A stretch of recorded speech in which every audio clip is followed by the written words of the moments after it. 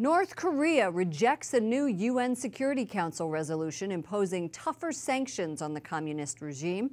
In response, a top envoy lashes out at the United States.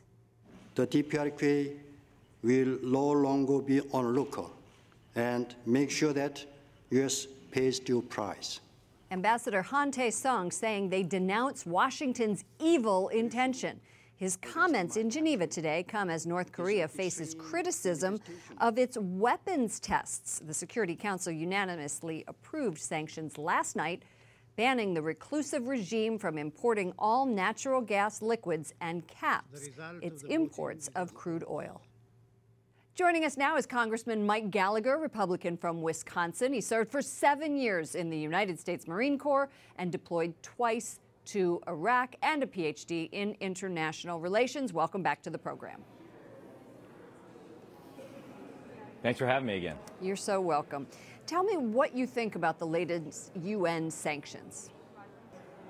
Well, I think it's a positive step forward. I'm glad the vote was unanimous. I know that we wanted to go a bit further, but at the end of the day, I think there's a lot more we can be doing in order to impose maximum economic pressure on not only the North Koreans, but on anyone who supports them. Most notably, we have to be willing to put secondary sanctions on Chinese businesses and banks. 90% of North Korea's economy is dependent on trade with China. And if we want our economic campaign to have any effect, we have to be willing to go further. At the same time, we continue to bolster our defenses with our allies, whether it's expediting the deployment of the THAAD missile battery to South Korea, enhancing our presence in the region with our naval assets we have there, which is why it's so troubling that we now have 2 Navy destroyers that are out of commission after the tragic accidents, the collisions for the USS McCain and the Fitzgerald. And it just goes to show how important it is to have a robust, strong, forward-deployed military precisely to give us options to avoid war at a time like this. Will we go to war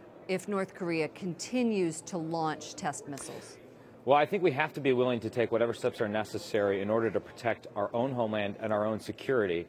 But the essence of deterrence, which is all about avoiding war, requires you to convince the other guy that you are willing to do whatever is necessary. That's why I'm glad that the president and his advisors have said repeatedly that all options remain on the table. And at the same time, we are working with our allies to bolster our defenses. We're working with our allies to increase the economic pressure on North Korea.